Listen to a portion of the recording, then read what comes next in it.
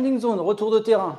Pourquoi? Parce que j'en ai fait un bon paquet et de différentes échelles et j'en ai fini par déduire un certain nombre de règles qui font que ce genre de projet a plus de chances de réussir la prochaine fois. Je ne dis pas que la recette de cuisine que je vais vous montrer marchera à tous les coups, mais elle vous donnera quelques idées sur quelques pistes à investir et des accélérateurs pour éviter les premiers échecs que j'ai pu avoir. J'y suis passé aussi. Donc, je me présente, Benoît Sautière, un peu plus de 20 ans d'expérience maintenant. J'ai arrêté de compter à partir de 20, après, c'est plus marrant. MVP pendant 10 ans, dont Azure. J'ai fait beaucoup de choses avant. Chez Selenja, depuis 4 ans maintenant, en tant que Senior Technical Officer, responsable de ce que j'appelle moi la plomberie du cloud. Dès que vous dites réseau, sécurité, landing zone, cloud native, généralement c'est chez moi. C'est simple. Et j'ai donc été coupable ou indirectement ou participé à différents projets de landing zone allant de différentes tailles, de plus petite taille, modeste, 4, jusqu'aux plus grandes, à plus de 300 aujourd'hui. D'ailleurs, c'est chez toi. Ici, de l'autre côté. Donc, avec le temps, je n'ai fini par avoir un certain retour d'expérience et on voit à peu près ce qu'on est capable de faire aujourd'hui dans Azure sur ce domaine-là. Faire de l'Azure à très grande échelle. Ça pose d'ailleurs quelques soucis. Allons-y. Ben, quand on fait ce genre de choses, oui, c'est un jeu de Lego, c'est marrant. C'est un peu comme un jeu vidéo, on joue à Mario. Ouais, ça, c'est quand ça se passe bien. Quand ça se passe mal, les landing zones, ça se passe plutôt comme ça. Où passe ce putain de flux réseau à la con qui ne passe pas dans mon Azure Firewall? Où sont les logs de mon Azure Firewall? Il n'y a que qui peuvent m'aider. Et là, on creuse. Donc, tous les projets de landing zone ne se passent pas forcément bien. À nous de savoir poser les bonnes bases dès le début. Pour ça, on va déjà revoir ce que c'est qu'une landing zone. J'ai beaucoup de choses à dire là-dessus. Je pourrais y passer 4 heures, mais on va faire un format court. Et je vais insister sur certains points où vous serez obligé d'y passer. Et il faudra être strict, parce que si vous êtes laxiste sur ce sujet-là avec votre client, dites-vous que votre projet de landing zone est mort. Je vais être clair, net et définitif. On va voir qu'autour de nous, il y a un écosystème. Vous êtes un projet de landing zone. Déjà, dans le projet de landing zone, il y a quoi? Ce qu'on fournit aux consommateurs ou la totalité? Le hub, la connectivité on-prem, l'exposition Internet? Ben, ça dépend de la taille du projet. Et donc, dans votre écosystème, vous pouvez avoir différentes équipes. Et ça a un impact sur vous, votre landing zone, votre produit landing zone. Pour arriver à produire une landing zone, il y a différentes étapes. Puis à un moment, il faudra arriver en prod. Ben, je vous montrerai quelques-unes des étapes que nous, on a suivies sur un certain nombre de projets qui nous ont sauvé la vie, pour certaines. D'autres ont été des accélérateurs, donc on les a réutilisés. Je ne vais pas pouvoir vous faire de démo en live. Pourquoi? Parce qu'une landing zone est déployée, c'est 45 minutes. Et tout ce que vous verrez, c'est du Terraform défilé. Donc, j'ai pris des captures d'écran à différents moments. Opérer des landing zones, ça veut dire être membre d'un club. Bah, c'est comme le Fight Club, il y a des règles. Alors, ce n'est pas ne pas parler du Cloud Service Owner Club pour commencer. C'est d'autres règles. On verra qu'il y en a 10. Et un tout petit peu de lecture pour finir. Allons-y. C'est quoi pour vous une landing zone pour commencer? Zone d'atterrissage. Alors, ouais. Grosso modo, j'ai un consommateur, je lui donne de l'Azure pour travailler. Ouais, mais si je donne de l'Azure nu, il faut qu'il fasse tout seul dans son coin. Putain, c'est chiant. Bah, surtout quand ce n'est pas son métier à la base. Son métier, c'est de gérer un service, une application. Il découvre Azure généralement en plus. Donc, pour aller vers le cloud, déjà, on lui met un premier obstacle. Il faut que tu comprennes Azure.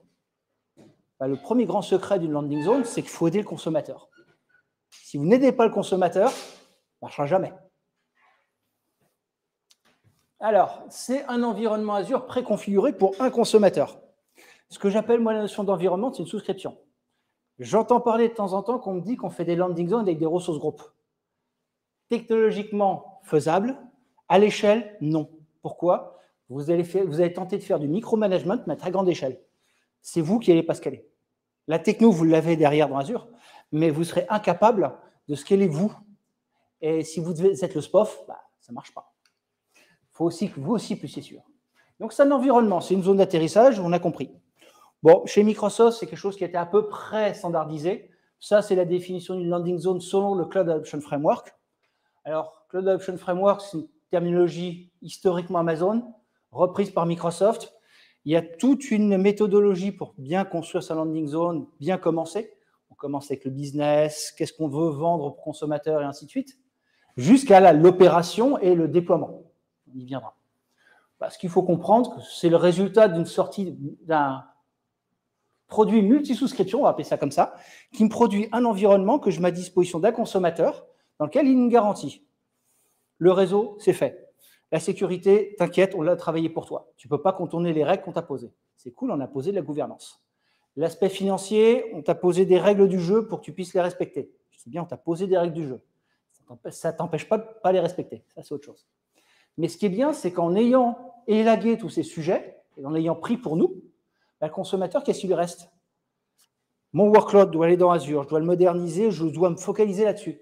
Tout l'aspect plomberie, on l'a éjecté. Lui, il se focalise sur l'essentiel. Son métier, son business. Et si on est capable de faire ça, on l'aide déjà énormément.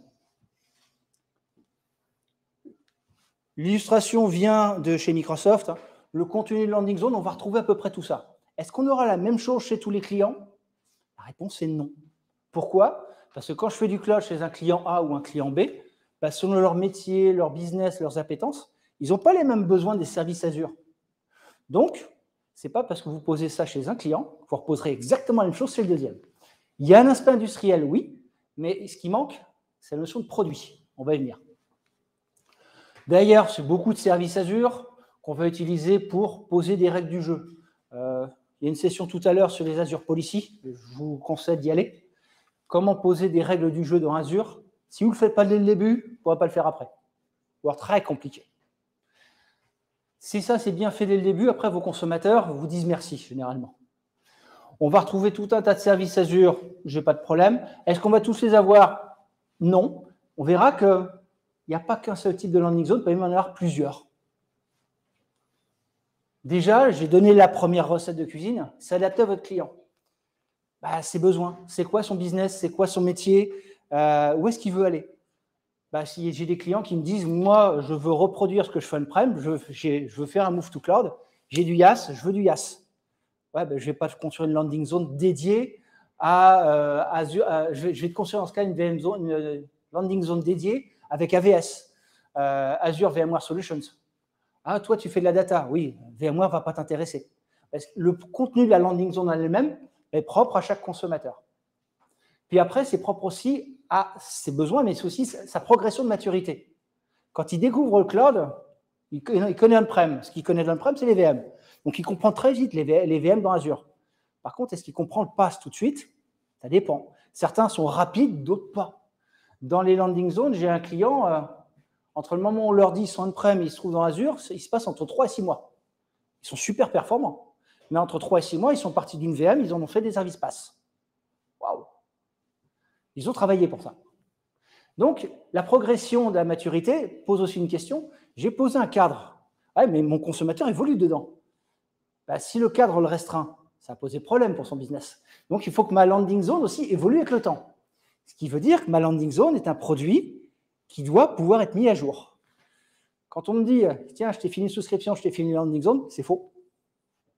Parce que je ne gère pas l'aspect évolution dans le temps.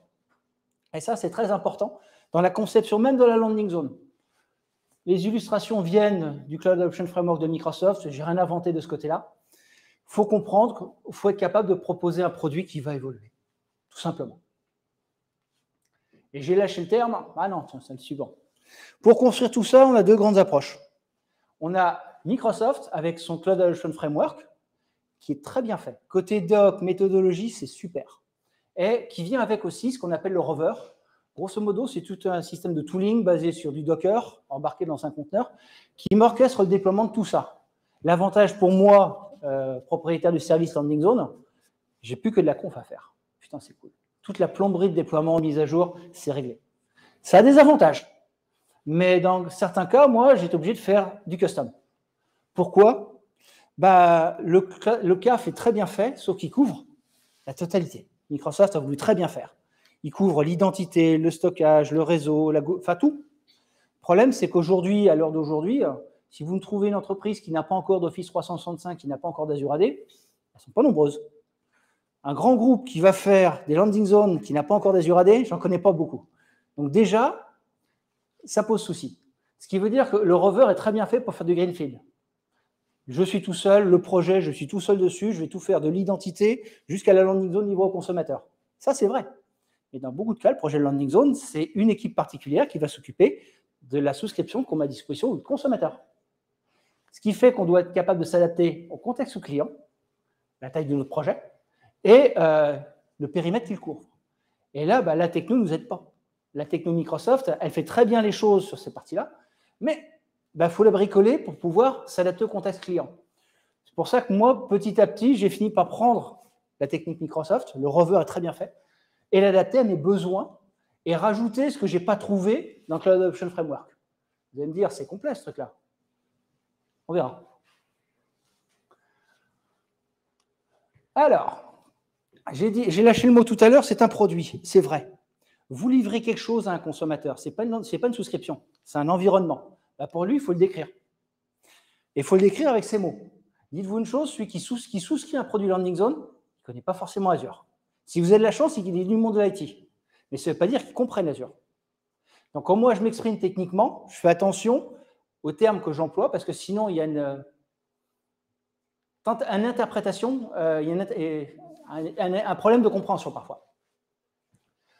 Il faut prendre en compte le contexte business du client. J'ai certains clients, la sécurité est plus importante que le reste.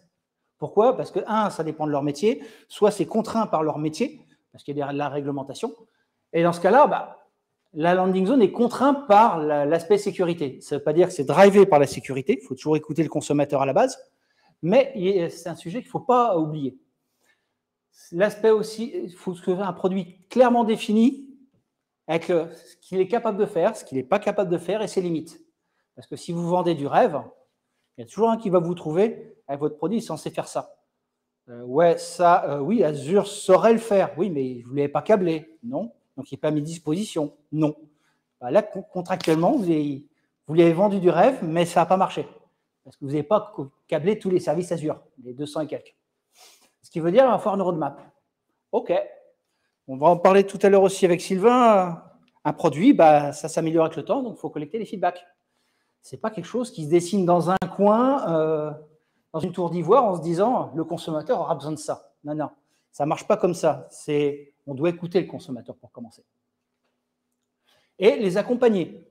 Si vous leur filez une landing zone Azure en disant tiens, voilà, tu as accès à Azure, fais ce que tu as à faire, moi je sais comment ça se finit. Mal. Et là, ma mission s'arrête. Parce que dans ce cas, je ne vais pas faire 10 landing zones ou 200. Je vais en faire 20 et au bout de 20, on va me dire finalement, le projet est mort-né. Pourquoi? Parce qu'on ne les accompagne pas. Il y a de la formation, ça c'est vrai, mais il y a aussi comprendre le produit, ce qu'il fait et ce qu'il fait pour le consommateur, en quoi il l'aide. Et si les consommateurs comprennent ça, déjà, croyez-moi, ils apprécient énormément et ils comprennent surtout qu'ils peuvent passer plus de temps sur l'aspect métier que l'aspect plomberie. Ce qui veut dire qu'on est à la frontière de trois périmètres. On doit avoir normalement nos consommateurs, la technologie et le business. Félicitations, c'est du product management. Ce qu'il faut dire que dans votre équipe, il y a forcément un PO qui sera en charge de représenter votre produit dans l'entreprise et qui sera en charge surtout de le présenter sous des termes pas forcément techniques. On y reviendra. Landing zone. J'ai dit, on la livre. C'est bien. On la met à jour. Ouais, mais ce n'est pas les seuls éléments du cycle de vie. C'est beaucoup plus compliqué que ça, en fait. Si on regarde ce que propose le Cloud Adoption Framework, il se concentre ici. Tout ça n'existe pas. C'est dommage. On va vous le demander. Création. Ouais, mais créer une souscription dans le portail, c'est facile. Non.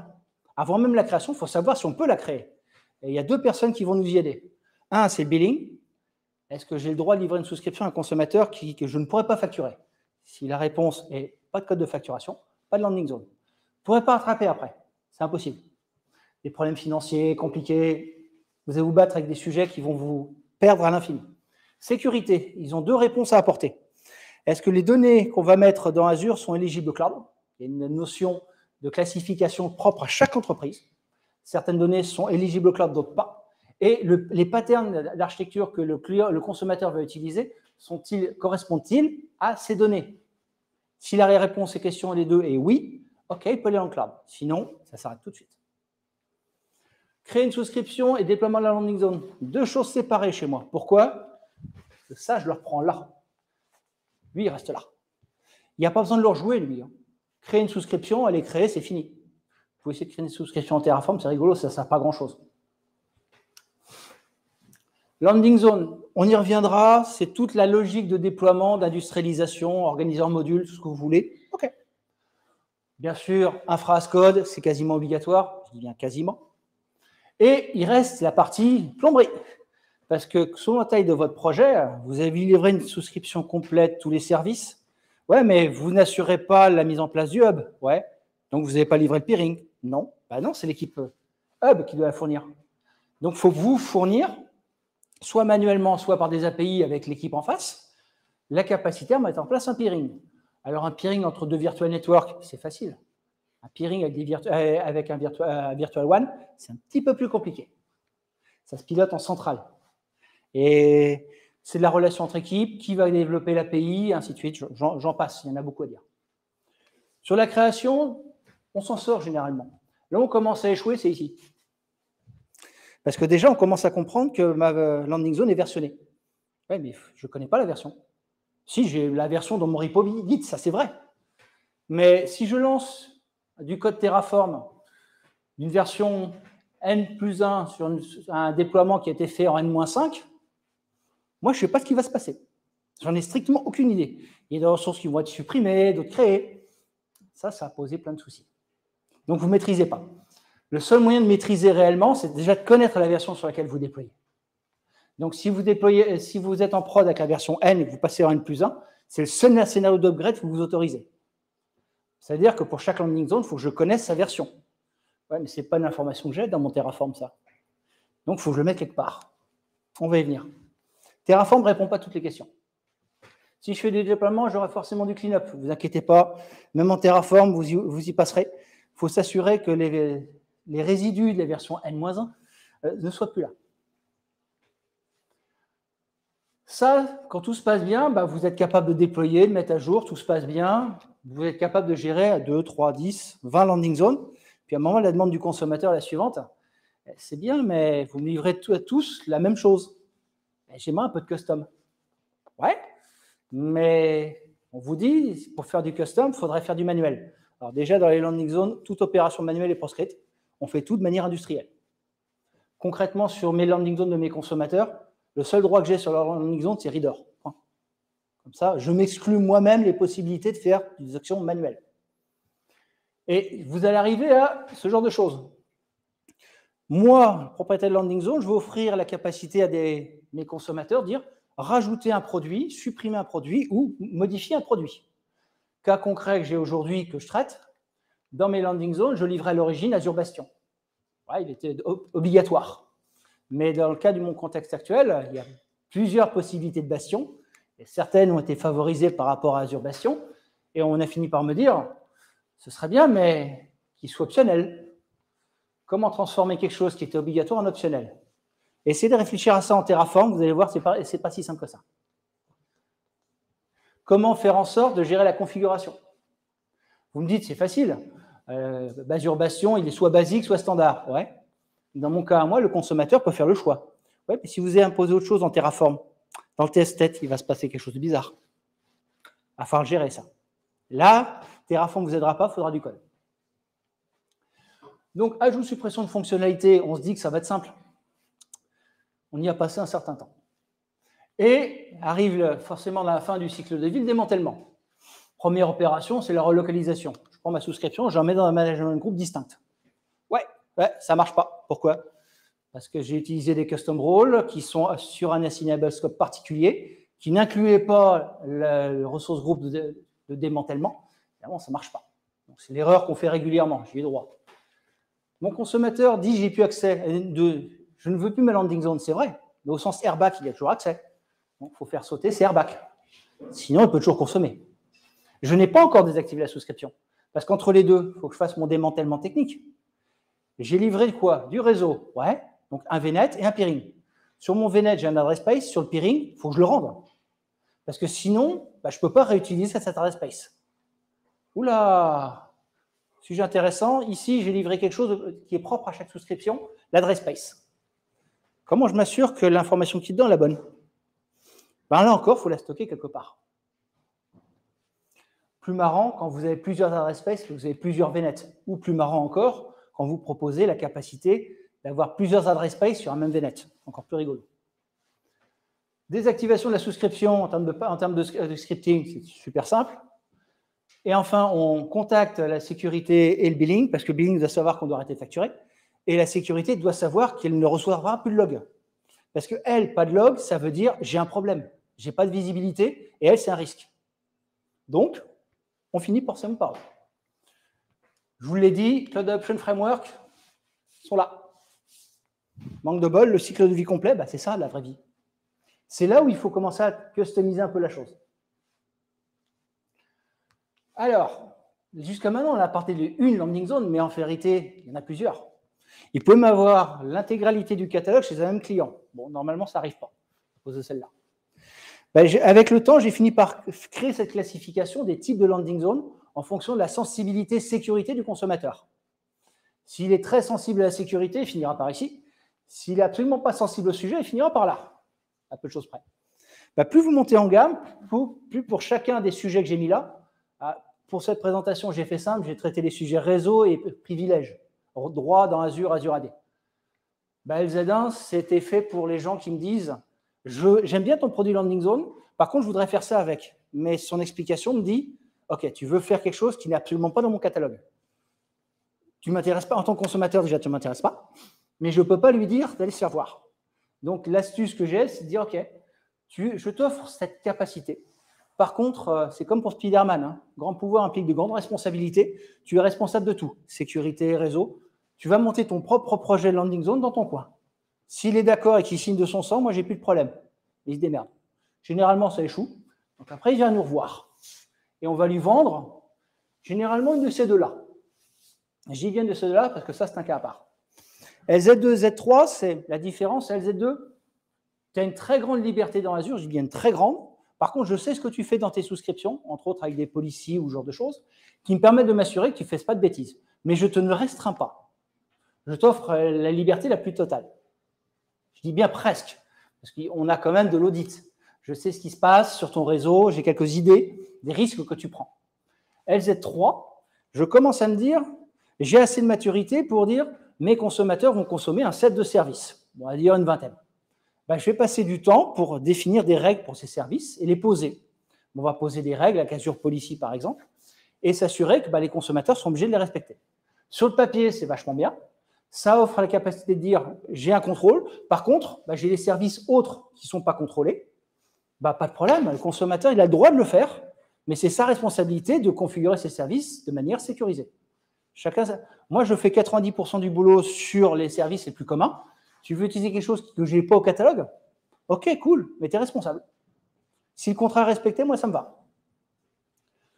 On arrivera au sujet custom role juste derrière. C'est qu'est-ce que je peux faire dans Azure, parce que ça a un impact. Et pour les clients les plus exigeants, on arrive à LZ4. LZ4, tu peux faire de l'Azure, mais uniquement sur les services Azure que j'ai moi-même trustés. Ça veut dire dont j'ai encadré l'usage. Si j'ai une liste de 25 sur les 175 qu'on a vu tout à l'heure, le reste du catalogue est absolument, totalement inaccessible. Accès refusé au niveau Azure. Donc, on est contraint à faire de l'Azure avec les services qu'on nous a donnés. Ça existe dans certains environnements. On va le trouver dans le bancaire, dans le militaire, ce genre de choses. Mais c'est excessivement restrictif pour le consommateur. Pour nous, concepteurs de landing zone, parce qu'autant vous dire que ça à développer, ça, c'est pas en 3 semaines. C'est un peu plus compliqué que ça. Et il y a des sujets qui sont très compliqués à gérer. L'exemple, c'est les custom roles. Qu'est-ce que je peux faire dans Azure? Beaucoup d'entre nous ont encore l'habitude de travailler avec le rôle owner. Ok, ici, vous pourrez. Ici, vous pouvez encore. Je suis laxiste. Là, c'est fini. Là, votre custom role, il est grand comme ça. Owner, c'est fini. Et vous en aurez besoin. Et il y a même des sujets qui seront encore plus compliqués. Je pense à Azure Private Marketplace. À mettre en œuvre, c'est quasiment un cauchemar. Pour ceux qui veulent regarder, ça s'appliquera à tout votre tenant Azure AD. Donc, ce qui veut dire qu'une LZ4, c'est dans un tenant Azure AD distinct pour commencer. Sinon, vous n'y arrivez pas. Alors, ma classification m'a permis de dire à mon client, on va créer une LZ2 ou une LZ3. Généralement, mes clients partent sur LZ3 en disant, je veux acheter de la confiance auprès de la sécurité, je vais faire un truc sécurisé. Puis après, ils s'aperçoivent qu'en cours de route, il m'en faut une deuxième, un petit peu moins sécurisée, où j'ai plus de liberté, qui permet d'avoir plus de consommateurs qui adoptent le produit landing zone. Parce que moi, si je n'ai pas de consommateurs, ma mission elle s'arrête. Donc, il faut que mon produit attire aussi. Donc, généralement, 2 types de landing zone. Dans mes landing zones, quand je livre, on doit pouvoir travailler. Donc, j'ai une identité qui est mise dans un groupe, ça c'est obligatoire, qui aura accès à une souscription Azure. OK, bah, j'ai des rôles pour ça. Ouais. Ma première règle, vous évitez les built-in rôles. Pourquoi? Parce que sinon, vous ne pourrez pas faire de sécurité. Si vous me laissez honneur sur une souscription, les blueprints que vous me mettez, les policies que vous me mettez, c'est bien, je peux les faire sauter. Comment contrôler un environnement si vous lui donnez les moyens que les gens suppriment les règles? Ça ne marche pas. Donc, il faut forcément restreindre. Et pour restreindre, il faut créer ses propres custom rules. Il y a 2 grandes stratégies. Si vous êtes sur une stratégie de type, je vais faire des landing zones LZ4, ultra sécurisées, bah là, le principe il est simple. Vous partez du rôle reader, vous sortez la liste de tous les services Azure dont vous allez avoir besoin et vous allez explicitement déclarer chacune des actions que votre consommateur a le droit de faire. C'est ultra chiant à faire, c'est super long, mais c'est le modèle le plus sécurisé, least privilege. À chaque nouveau service, il faudra en rajouter. Mettre à jour des custom roles, il y a des trucs rigolos à faire. Deuxième approche, utiliser les notes actions. C'est dire, je pars d'un rôle built-in et je le customise en disant, je rajoute des interdictions pour garantir que moi, mes règles de gouvernance sont respectées. C'est ce que j'utilise le plus souvent, parce que les souscriptions LZ4, j'en fais pas souvent. J'ai très peu de consommateurs qui me disent, je veux ce niveau de sécurité. Ou alors, je leur réponds oui, mais c'est dans un an. C'est compatible avec ton time to market? Ah non? Bon, bah voilà, on fera Z3. Alors, évitez tant que possible. Il y a des endroits où vous ne pourrez pas. Il y en a un en particulier qui m'ennuie. C'est celui-là. Dans Azure Automation, dans Azure Monitor, vous avez les action groups. Un action group est capable d'envoyer une notification par mail à des populations de consommateurs. Populations identifiées par des built-in roles. Sauf que la notification par mail, déjà, ne vous notifie que pour quelques built-in, pas tous. Puis quand vous les voyez, bon, vous savez que ce ne sera pas honneur, ce ne sera pas contributeur. Vous aurez le choix entre monitoring reader ou reader. Ce qui me fait dire, moi, quand vous créerez vos vos rôles assignment, il faudra un double assignment. Dans mes landing zones, aujourd'hui, j'ai 4 types de rôles. Qui peut faire quoi dans Azure? J'ai 4 populations. Les gens qui développent avec des hauts privilèges, les développeurs. Les gens qui développent avec des privilèges moindres, ne peuvent pas gérer le airbag, par exemple. Les gens qui vont s'intéresser uniquement à la sécurité dans Azure Defender for Cloud, par exemple. Et les gens qui vont s'intéresser uniquement à la finance. Pourquoi je fais ça? Je responsabilise au plus proche. Je n'ai pas envie de courir après les gens, leur dire tu as un incident de sécurité. Ils sont censés être au courant. C'est sa responsabilité. On vous a donné une responsabilité, vous l'avez voulu, pas de problème. Et ces rôles, ça prend du temps à développer. Là où vous allez passer du temps, c'est celui-là. Qu'est-ce que je peux faire dans Azure? Alors, je vais vous montrer une version simpliste. Alors, désolé pour ceux qui sont loin. Ça, c'est la version courte du rôle lead développeur. Qu'est-ce que je peux faire dans Azure? Première colonne, c'est action, tout. Ouais, tu peux tout faire, sauf tout ce qu'on trouve ici. Alors, tu ne peux pas supprimer des assignments. Oui, ça c'est vrai. Tu ne peux pas supprimer mes permissions, tu ne peux pas supprimer mes policies, tu ne peux pas modifier les policies, tu ne peux pas modifier les blueprints, tu ne peux pas supprimer les blueprints et tu ne peux même pas modifier les peerings. Pourquoi? Quand je suis déjà sur une LZ3, j'ai livré un réseau dont je suis responsable d'un point de vue sécurité. Si je commence à autoriser les peerings, moi je ne sais pas ce qui passe sur le réseau. Donc, je bloque ces capacités. Donc, ça devient quand même assez restrictif. Mais c'est construit de manière assez rapide. Le list privilege, un par un, ça prend un temps fou. Ça vous donne une petite idée de comment on construit ces fameux custom roles. Concrètement, celui-là, pour faire simple, vous partez de honneur, à peu près ça, et vous rajoutez vos exceptions. Ça marche bien, jusqu'au moment où vous... Ouais, ça marche assez bien, jusqu'au moment où vous aurez des problèmes avec différents scénarios, mais bon, je ne vais pas rentrer là-dedans, il y en a déjà assez jusqu'à maintenant. Qui peut faire quoi dans Azure? On est à peu près clair. On a des populations, on a des utilisateurs dans des groupes qu'on associe à ces rôles et ils peuvent travailler. OK. Maintenant, on va s'intéresser à la plomberie. Poser une landing zone, ce n'est pas que déployer un pipeline qui va déployer du Terraform ou Biceps, ce que vous voulez. Ce sera de l'infra as code, ça, j'ai aucun problème. Choisissez vos armes, moi, je m'en fous.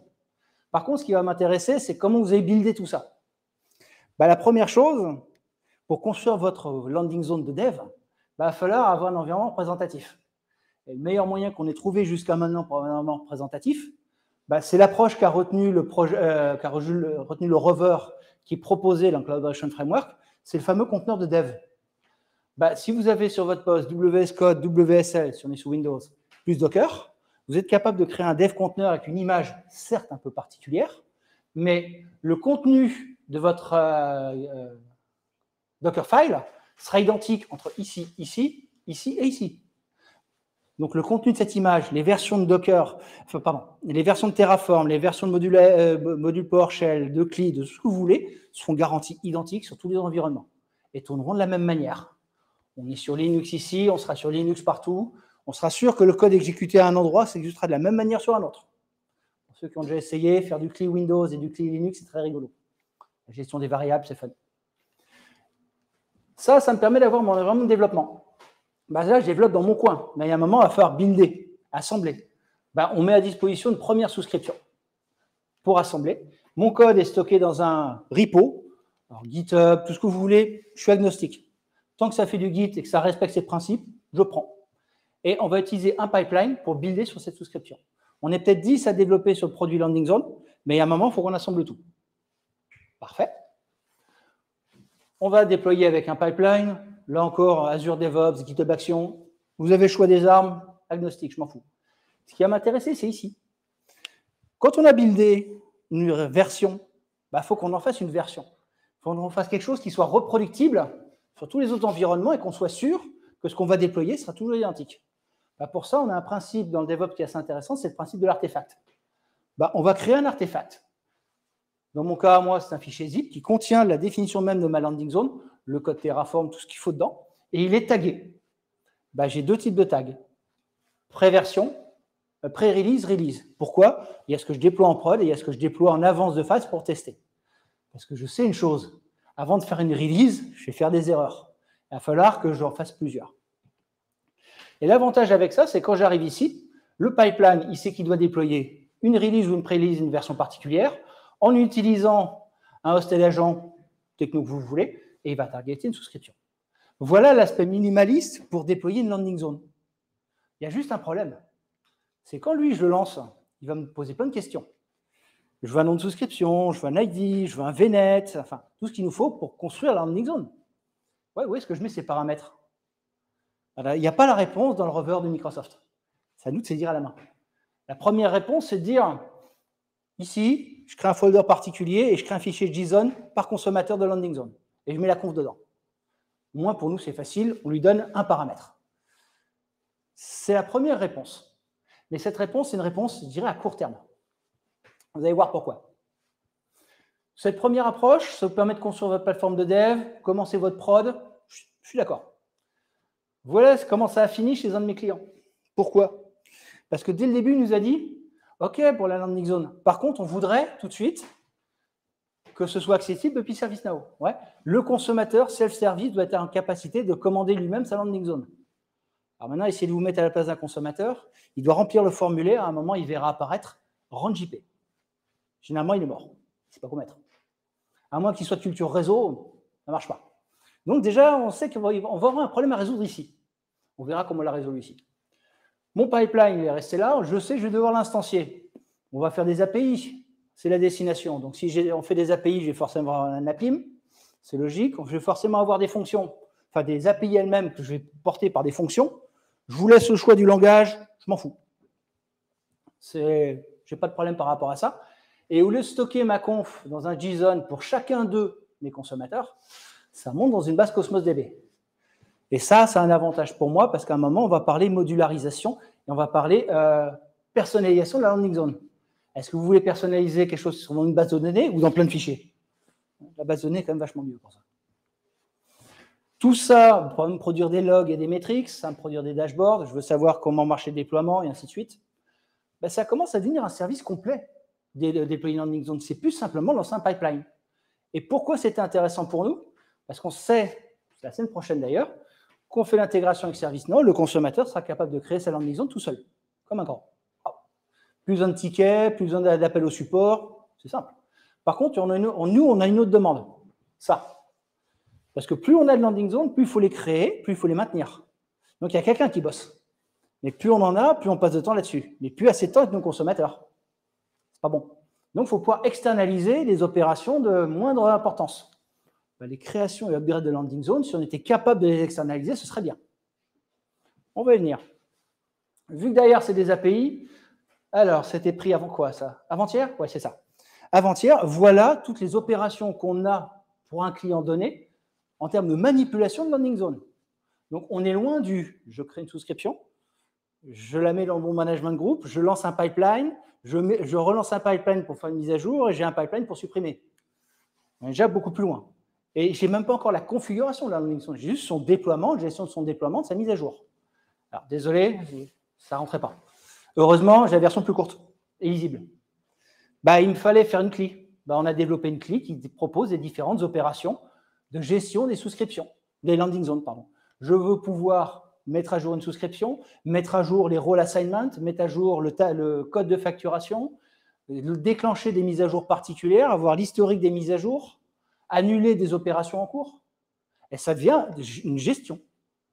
Alors, vous me direz, vous pourrez le gérer manuellement, mais ça ne marchera pas. À un moment, vous allez avoir des problèmes de conflit. Prenons deux pipelines, le même, qui dit « je mets à jour la même landing zone ». Ouais. Sauf qu'on lui dit « toi, tu mets à jour en 0.21 et toi en 0.23 ». Qu'est-ce qui va se passer?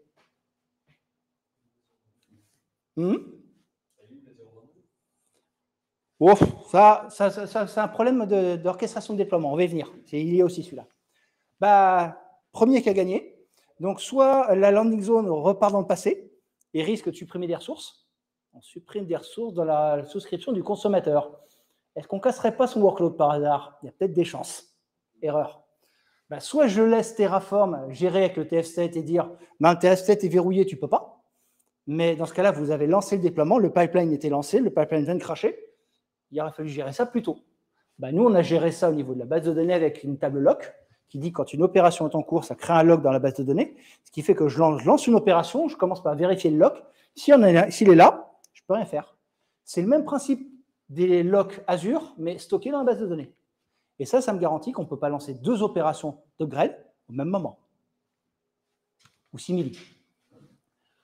Tout ça me permet de gérer et d'externaliser la gestion de mes landing zones. Parfait. Moi, je regagne du temps. Et quand je montre à quoi ça ressemble à la fin, désolé, ça ne rend pas du tout.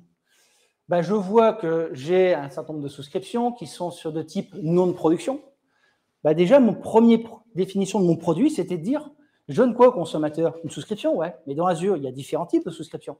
Les souscriptions que j'appelle de prod et de non prod, ce qu'on appelle les dev tests. Pourquoi elles sont intéressantes, celles-là? Un, il n'y a pas de SLA. Puis deux, des ressources Azure seraient moins chères. Là, les environnements de dev, là, les environnements de prod. Vous vous démerdez, vous choisissez votre nombre de souscriptions, votre composition d'environnement, c'est votre responsabilité. Je ne l'impose pas, c'est eux qui choisissent. Parce que c'est dans la base de données, c'est facile de l'avoir. La version de ma landing zone, on voit qu'ici, j'ai un tout petit peu d'avance, sur 2-3. On voit mon code de facturation de chacune des landing zones. On voit que tout s'est bien passé il y a 3 jours, sauf elle. Évidemment, le déploiement, de temps en temps, ça échoue. Il va falloir que je gère manuellement celui-là. OK. Mais avec un seul outil, je peux gérer. Sur ce client-là, j'ai 130 landing zones. Mettre à jour 130 landing zones, ça me prend une matinée, à moi tout seul. Tout ce que je gère, c'est les erreurs. J'ai 10% d'erreurs. Donc, ça va vite. Quand on commence à avoir beaucoup de landing zones, quand on a industrialisé comme ça, après, si vous me dites, il y en a 50 de plus, je vous réponds oui.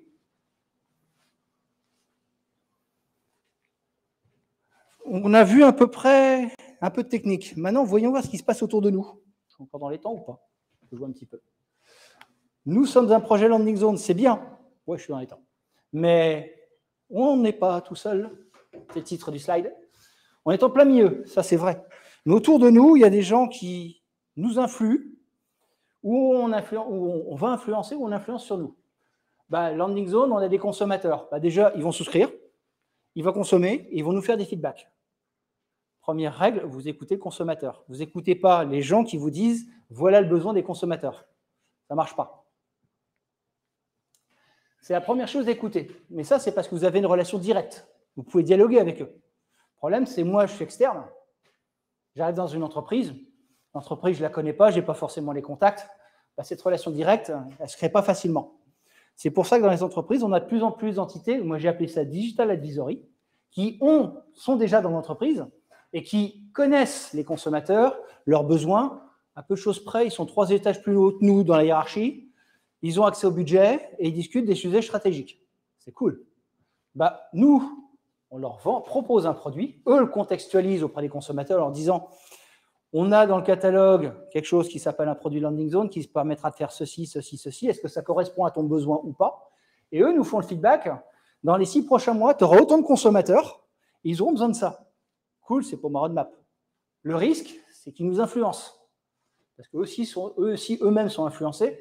Ils disent dans ta landing zone, il faudrait ça. Ouais, mais ça, c'est pour plus tard. Non, non, ça, c'est pour demain matin. Ouais, mais il vous faudrait comme ça. Pourquoi comme ça? Quel besoin derrière?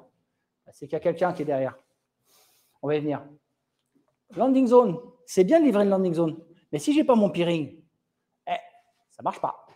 Donc, si vous n'avez pas une relation avec l'équipe réseau, qui est une dépendance ici, bah, vous livrez un produit, le consommateur vous dit bah, j'ai ouvert un ticket parce que ça ne marche pas. Il n'y a pas de peering. Oui, mais ce n'est pas ma responsabilité. Si, c'est dans la définition de votre produit, vous fournissez du réseau. Bah, vous devez vous assurer qu'il est opérationnel, même si c'est une dépendance externe.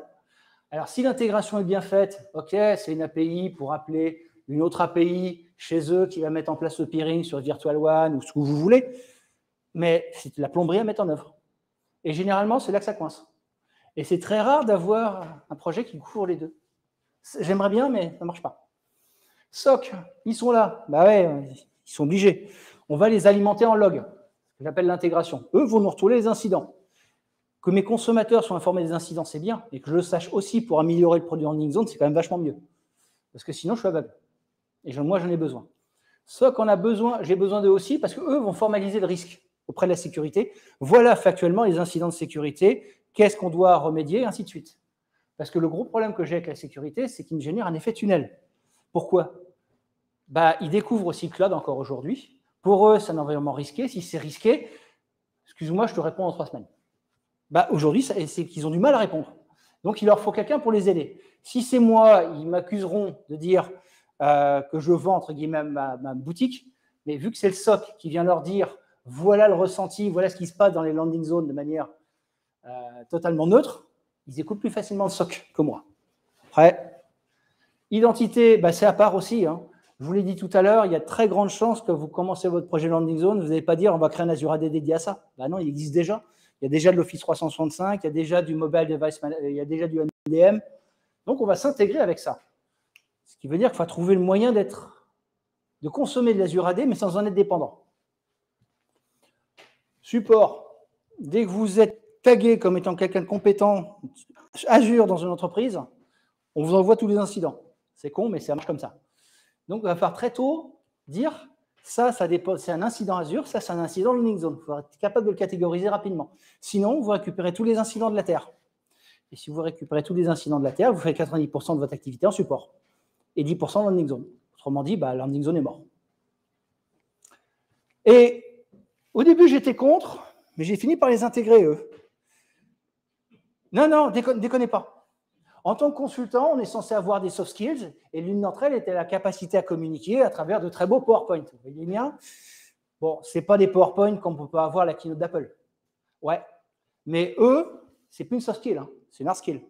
L'avantage, eux m'écoutent, comprennent mon produit, le formalisent dans un très beau PowerPoint, mais ils ont un avantage. Ils ne parlent pas technique. Moi, je parle technique même dans mes slides, vous le voyez. Eux vont nous faire un slide beaucoup plus accessible qui va me permettre de toucher beaucoup plus de consommateurs.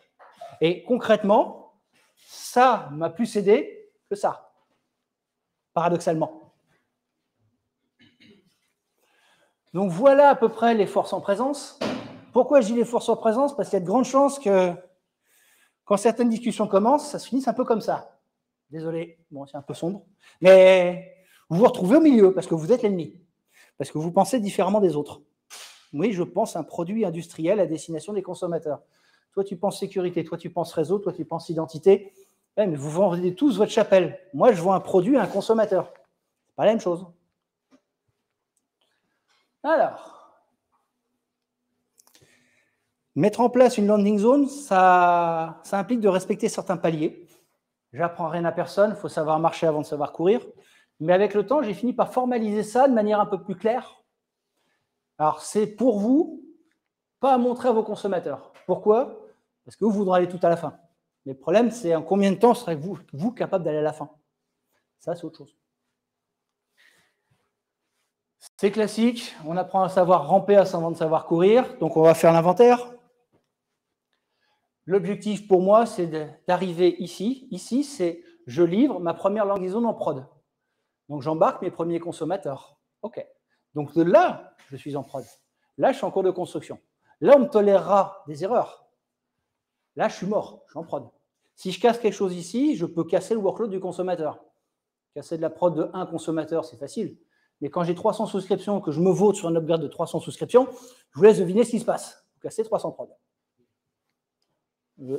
Fait. Avec qui vote? On se souviendra dessus là.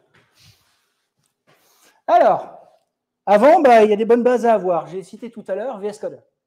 VS Code Dev Container, investissez dedans tout de suite. Le rover de Collaboration Framework fonctionne avec. Si vous ne faites pas rover, vous faites votre techno à vous, partez là-dessus. C'est un investissement qui vaut de l'or. Le seul truc à regarder ici, c'est que l'image, arrêtez de la construire sur votre poste, stockez-la dans une registry. Parce que construire une image Dev Container, même sur un poste récent, quand vous arrivez à la passe où vous allez importer les modules PowerShell, ce n'est pas un café qu'il faut les prendre. Il faut les déjeuner. Hein. C'est lent. Investissez tout de suite sur les hosted agents. Quelle que soit la techno, je m'en fous. Pourquoi? Parce que derrière, moi, je le vois en scale set, avec du Docker à l'intérieur sur chaque instance, bien sûr, qui va me permettre d'être connecté au système de pipeline et de déployer tout simplement des conteneurs Docker. Comme ça, qu'est-ce que soit ce qu'on embarque dedans, c'est simple, efficace. Si en plus, on peut les reconstruire, parce qu'on a construit nos Virtual Machine Scale Set avec du Shared Image Gallery et du Image Builder dans Azure, donc Packer pour industrialiser la création d'images, c'est un investissement qu'on va réutiliser. Pourquoi? Ça, vous allez le revendre au consommateur. Premier service mis à disposition du consommateur. Ça vous a aidé, mais ça l'aidera lui aussi. Donc, un investissement deux fois. Nickel. Bien sûr, la capacité de build et de déploiement. Si dès le début, vous ne savez pas builder, déployer, ne cherchez pas. Plus vous avancerez vers la mise en prod, plus vous en aurez besoin. Si vous ne l'avez pas fait, ça ne marchera pas. Ça, c'est le tooling. Mais avant de dire, je vais me lancer, je fais le tooling, mais il faut que je réfléchisse comment je construis mon produit landing zone. Là, il y a beaucoup de réflexions à avoir. On va retourner chez les devs. Il y a quelque chose qui s'appelle l'architecture Decision Records. J'écris. Non, on vire les slides, on écrit clairement ce que fera notre produit. Ça implique de repenser la manière dont on va voir le sujet. Un exemple. Ce que vous voyez là, c'est la toute première version du schéma que j'avais fait pour ce client de la vision de l'industrialisation des landing zones. Il m'avait dit qu'il faut que ce soit interfacé avec VS Code, avec ServiceNow. OK, il faudrait des API. Ouais, mais je ne sais pas encore ce qu'il y a en dessous. Donc déjà, moi, il y a 2 projets, c'est facile. Ça va devoir déployer, quoi? Une landing zone. Ouais, c'est quoi une landing zone? On va déployer différents trucs à l'intérieur dans un certain ordre. OK, donc il faudra une notion de séquencement pour que dans chaque séquencement, je sois capable de déployer différentes choses. C'est ce qu'on voit là. Et on avait compris déjà à l'époque qu'il fallait qu'on ait dans notre landing zone des choses qui soient communes à tout le monde, des choses optionnelles. Foundation Service, Core Service. Et dans cette notion de module, il fallait qu'on puisse faire tout et n'importe quoi. Bon, idéalement, de l'infrascode, donc du Terraform, tout ce que vous voulez, mais aussi, malheureusement, du PowerShell, du Blueprint, parce qu'on va devoir intégrer des composants externes. Petite contrainte marrante, sinon, c'est pas marrant. Et le tout devra s'appliquer sur une souscription particulière. Voilà la première idée de base. Ça marchait bien. Mais très vite, on a compris qu'il fallait qu'on investisse d'autres sujets. Stratégie de source contrôle. Ouais. Ceux qui committent sur la branche master, on va arrêter. Chaque environnement pour vous sera une branche, parce que sinon, vous allez avoir des soucis. Et derrière, il faudra taguer, moi, c'est ma pratique, taguer votre commit que vous allez livrer. Comme ça, vous êtes sûr de pouvoir le relivrer sur n'importe quelle souscription, n'importe quand. Ça a été ma stratégie.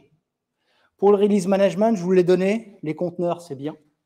Si en plus, ils vont chercher un artefact pré-packagé dans un fichier zip, c'est nickel, parce que le contenu du pipeline en lui-même, Download, extract, run. Au moins, c'est facile. L'orchestration. Ah, comment je vais orchestrer cette partie-là? Bah, je sais que le VNet, il faut que je le pose avant d'autres sujets et ainsi de suite. Donc, il faut que je sache vraiment les services que je vais mettre dedans. Ah, là, le Cloud Adoption Framework, vous n'êtes pas beaucoup. Ils vous disent, landing zone, ça ressemble à, il faut un VNet, il faut 2-3 trucs. Ouais, mais on s'adresse à un consommateur. De quoi il a besoin dans sa landing zone, lui? C'est là qu'il faut réfléchir. Là, j'ai du déploiement. Ici, c'est un sujet qui m'a beaucoup occupé, ça. Je vous ai dit tout à l'heure, quand je lance mon pipeline, il me pose des questions. Ouais, bah, ces questions, on va stocker les réponses. Bah, on a créé, en attendant d'avoir l'API, on a stocké ça, la configuration de la landing zone dans un payload en JSON. Ça ressemble à quoi? Alors, il y a 3 mois, ça ressemblait à ça. Ouh. Et là, on va commencer à voir les choses marrantes. Une souscription, bah, il y a forcément un nom.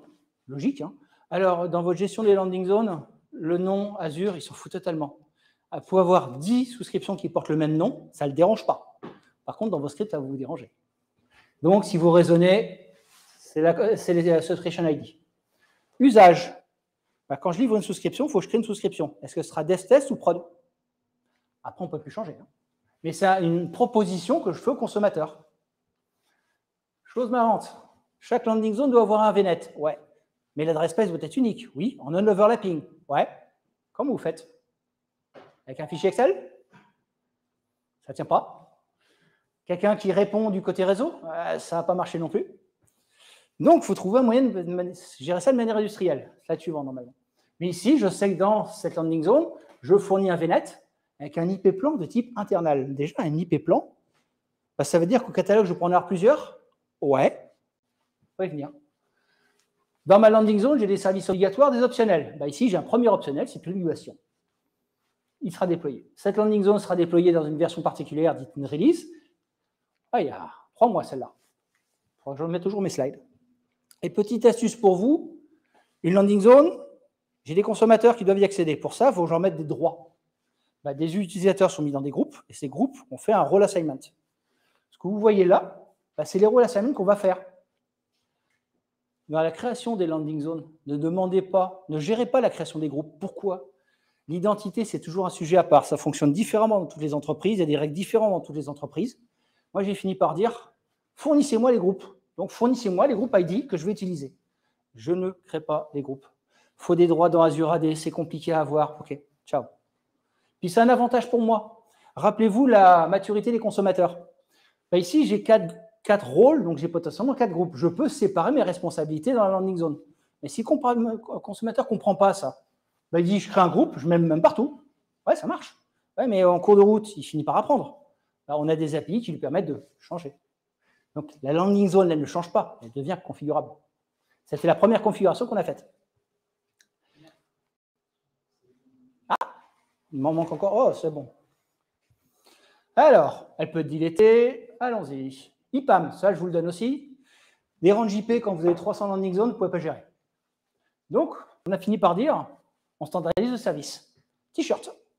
Une taille de t-shirt, une taille de réseau. Cool. Ça, au moins, c'est compréhensible. C'est une listbox à configurer dans ServiceNow. Mais derrière, il faut un outil pour le gérer. Ben, heureusement, allez voir ces deux-là, ça vous aidera beaucoup. Un, ils sont open source, ils sont gratuits, et ils vont vous permettre de donne-moi un range IP de telle taille. Et grâce à ça, ben, vous aurez une réponse. Ben, si je regarde, moi, mes API, j'ai un endpoint qui me prouve que l'API est opérationnelle, que la chaîne complète, évidemment, mon petit copain Netbox est opérationnel, que j'ai assez de range IP disponibles. Et puis après, j'ai mes 2 endpoints les plus utilisés. Je veux un range, je rends un range. Concrètement, ça ressemble à ça. Voilà, quand j'interroge l'IPAM de mon consommateur, je vois bien que j'en ai 2. Ah, j'ai un plan d'adressage routable et non routable. À quoi ça sert? Bah, sur une C3, une C4, c'est routé, autorisé vers ExpressRoute, vers on-prem. Bon, sur C1, C2, n'oubliez pas, hein. Il n'y a absolument pas accès on-prem. Terminé. Déjà, en faisant ça, on propose un service, différents types de réseaux, en fonction de la sensibilité. Tout ça, on a donc proposé plusieurs points d'adressage, on a développé une API.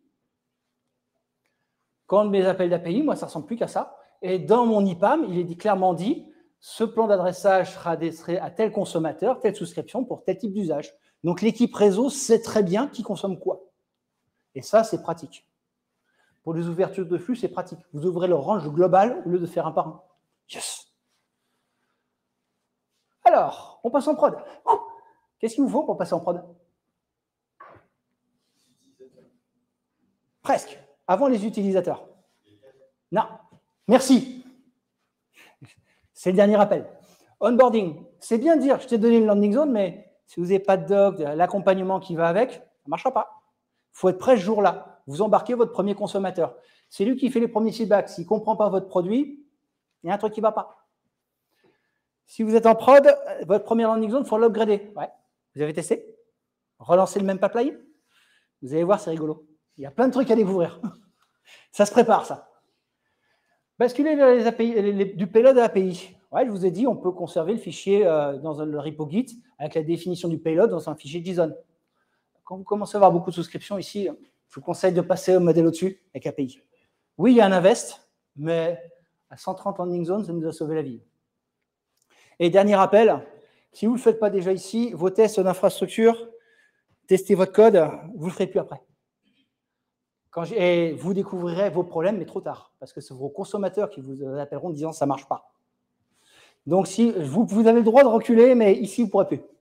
Il faudra refaire cet investissement-là. Sinon, vous le paierez trop tard. Alors, tout se passe bien. J'ai livré plein de landing zones. Maintenant, qu'est-ce que je peux faire? Généralement, il y a des chances que je ne sois plus là. Donc, je laisse le consommateur faire. Et on va avoir proposé plusieurs types de landing zones, des options, la clé que je vous ai montrée, de la meilleure documentation et du technical writer, voire même aller plus loin, proposer des services à valeur ajoutée que vous développez parce que ça n'existe pas dans Azure. Vous voulez faire mieux qu'Azure. Ouais. Ça, j'y crois pas. Pourquoi? Voilà mes règles. C'est la première. Vous pouvez casser la prod, donc faites gaffe.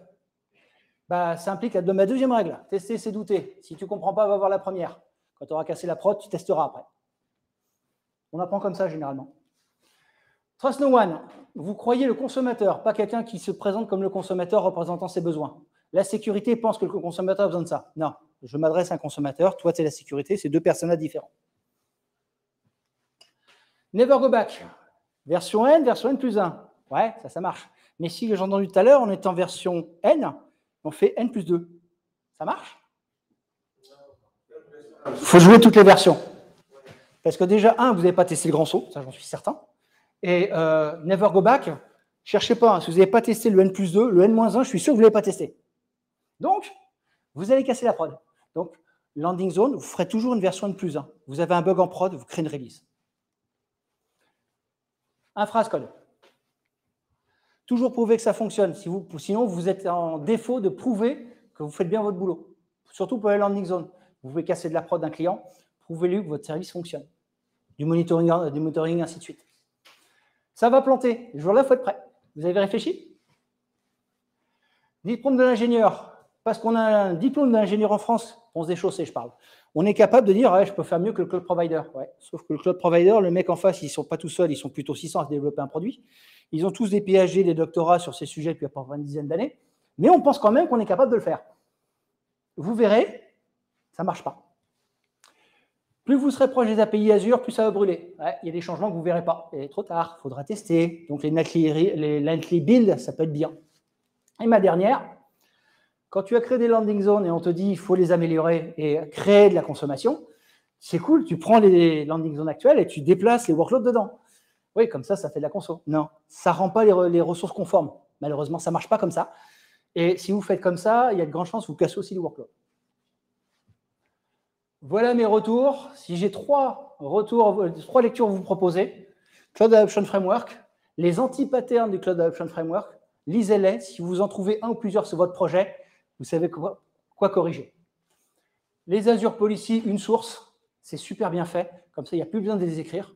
Je dis bien qu'on n'écrit plus, mais pas très loin. Et un peu de lecture de chez Selenza sur ce sujet qu'on est en train d'écrire. Et je crois que j'ai dû arriver en temps. J'ai le temps de dépasser que ça? Ah, 59.